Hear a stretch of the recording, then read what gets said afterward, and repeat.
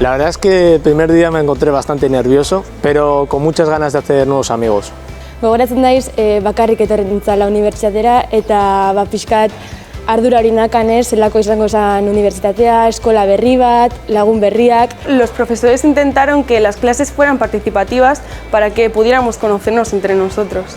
Este año me imagino que va a ser un año en el que voy a aprender mucho, porque al ser el primero es cuando creo que voy a aprender lo que más. El consejo que más he recibido para empezar la universidad con buen pie es que lleve los apuntes al día y que aproveche al máximo la vida universitaria.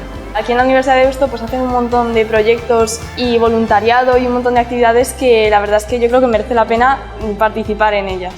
Las instalaciones me han parecido muy buenas y lo mejor de todo, si tendría que destacar algo, serían los ordenadores. No han dado unos ordenadores tan potentes nunca.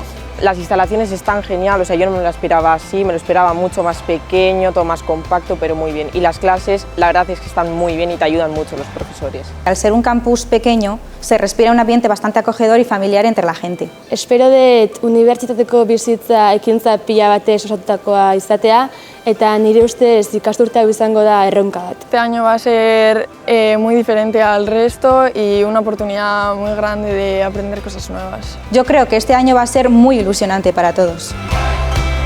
Ya son Universidad de Deusto. ¿Y tú?